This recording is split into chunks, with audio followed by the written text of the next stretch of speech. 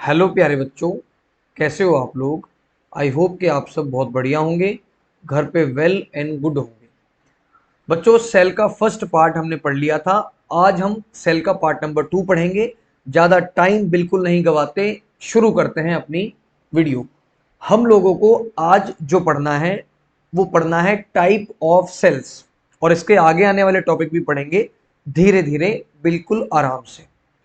बच्चों ध्यान से सुनिएगा, हमारी जो सेल्स होती है उसको टू टाइप्स में डिवाइड किया गया है। Number 1 prokaryotic and number 2 eukaryotic. अब सबसे पहले हम लोग इस कार्यों का मीनिंग समझ लेते हैं, क्योंकि दोनों में सेम है। ठीक है, तो बच्चों ध्यान से सुनिए।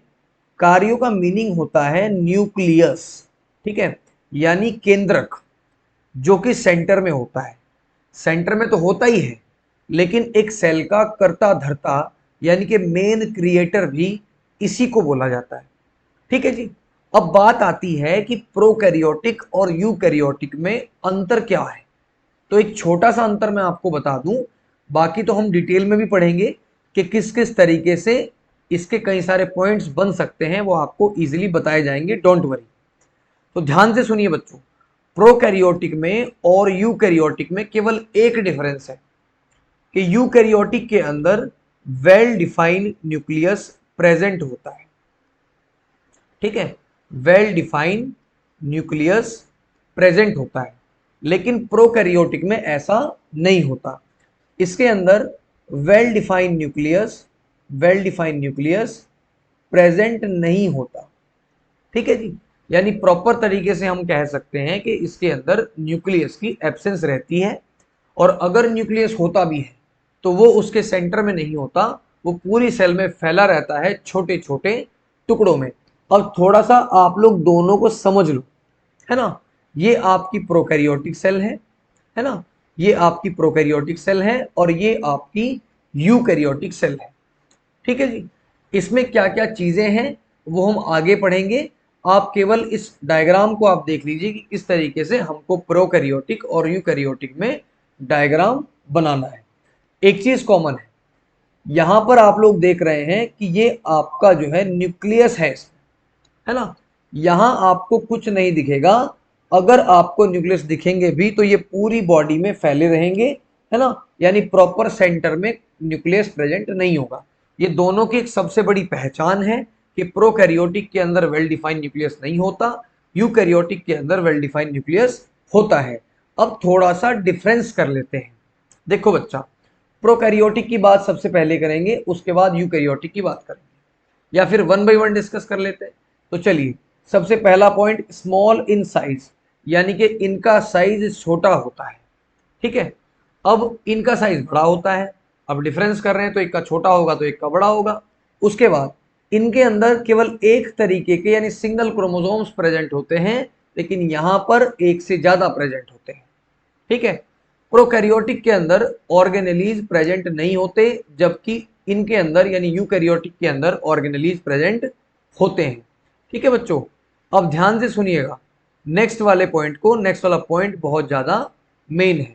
अब ध्यान से सुनिए, न्यूक्लियोलस एब्सेंट, न्यूक्लियोलस प्रेजेंट। अब बच्चों मेरी बात ध्यान से सुनो, अगर किसी के अंदर न्यूक्लियस होगा तो न्यूक्लियस के अंदर ही न्यूक्लियोलस भी होगा। ठीक है, तो जब न्यूक्लियस ही नहीं है इनके पास तो इसका मतलब न्यूक्लियोलस ही कहां से आएगा, है ना। उसके बाद प्रोकैरियोटिक में फिशन के द्वारा यानी फिशन के द्वारा सेल डिवीजन किया जाता है। ठीक है, फिजन का मतलब है जैसे बाइनरी फिजन, जैसे मल्टीपल फिजन, यानी अपने जैसी जो जनरेशन है वो डेवलप की जाती है। लेकिन यूकैरियोटिक सेल्स में माइटोसिस भी होता है और मियोसिस भी होता है।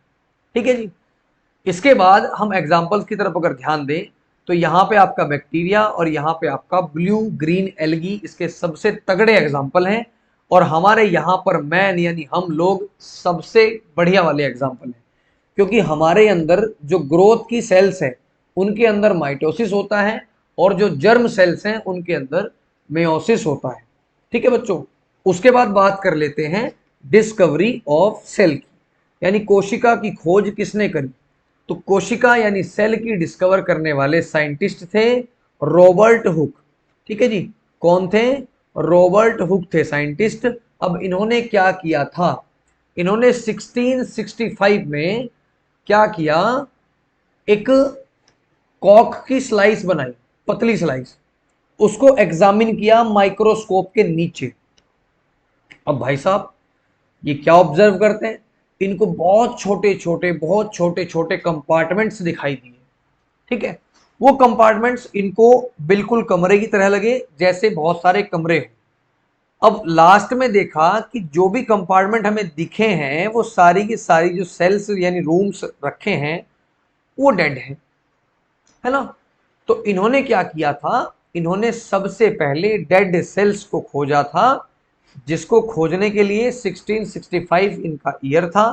ठीक है जी, और थिन स्लाइस ऑफ कॉक के माध्यम से इन्होंने ये डिस्कवर किया था। उसके बाद में डिस्कवर करने के लिए इनको एक इंस्ट्रूमेंट की जरूरत भी पड़ी थी, और वो इंस्ट्रूमेंट क्या था, माइक्रोस्कोप, जो कि आपको यहां पे दिखाई दे रहा है।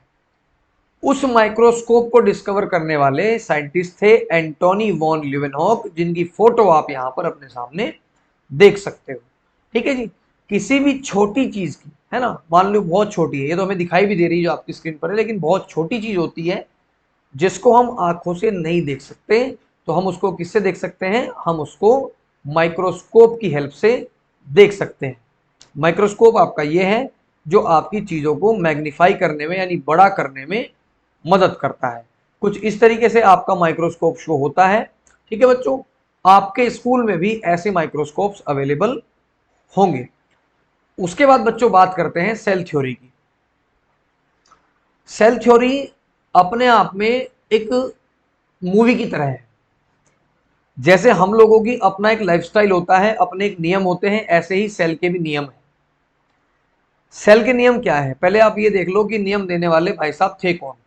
तो महान साइंटिस्ट एम स्लाइडन और थियोडर सवान। ठीक है, ये दोनों साइंटिस्ट ने आप लोगों की सेल थ्योरी को दिया था।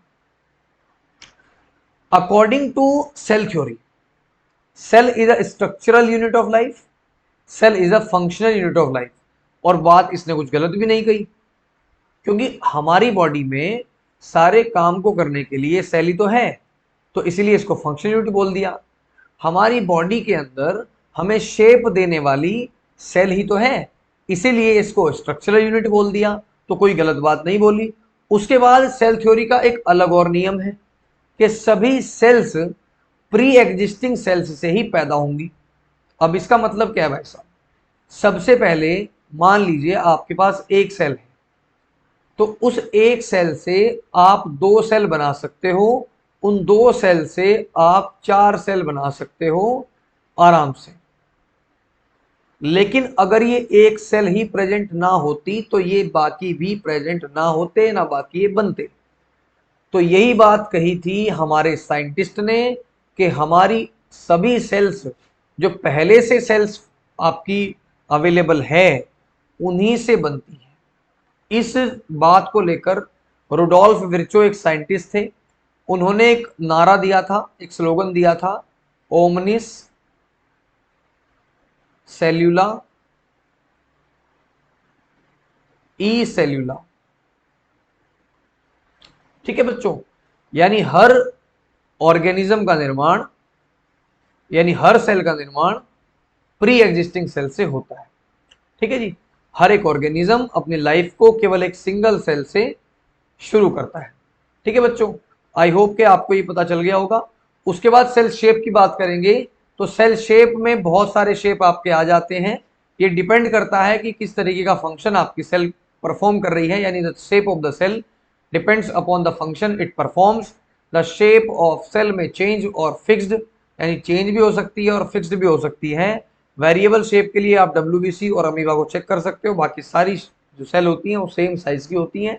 ठीक है, उसके बाद बात करते हैं शेप ऑफ द सेल कौन कौन से होंगे।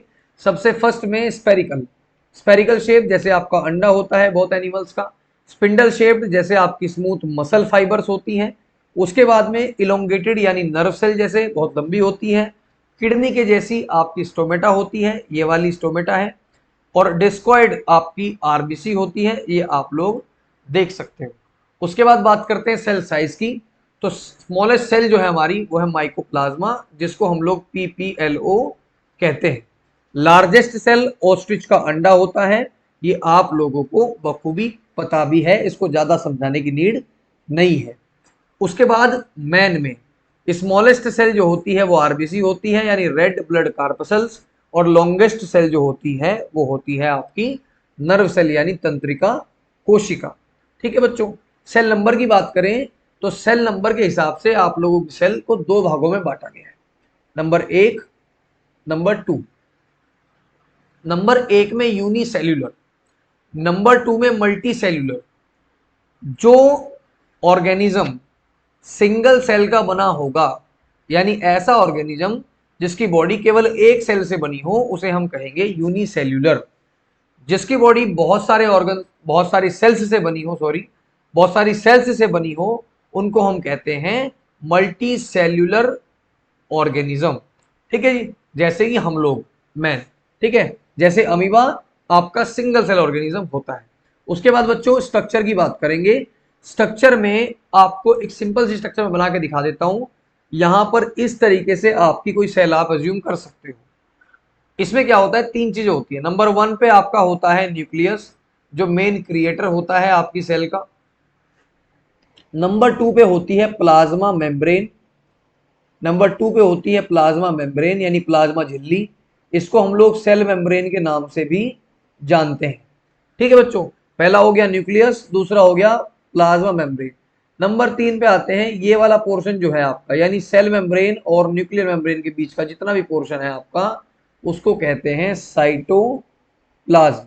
ठीक है बच्चों, साइटोप्लाज्म। इस न्यूक्लियस के अंदर सारा जेनेटिक मटेरियल होता है ना। इसके अंदर राइबोसोम्स भी होते हैं, माइटोकॉन्ड्रिया भी होता है, लगभग बहुत सारी चीजें होती हैं, जिस चीज को हम अगली वीडियो में यानी अगले पार्ट में डिस्कस करेंगे। आई होप बच्चों ये पार्ट आप लोगों को बहुत अच्छा लगा होगा। आई होप कि आप लोग इसको शेयर भी करेंगे और लाइक और सब्सक्राइब करना बिल्कुल नहीं भूलेंगे आप लोग चैनल को। आज के लिए इतना ही बच्चों, जय हिंद, जय भारत, जय श्री राम।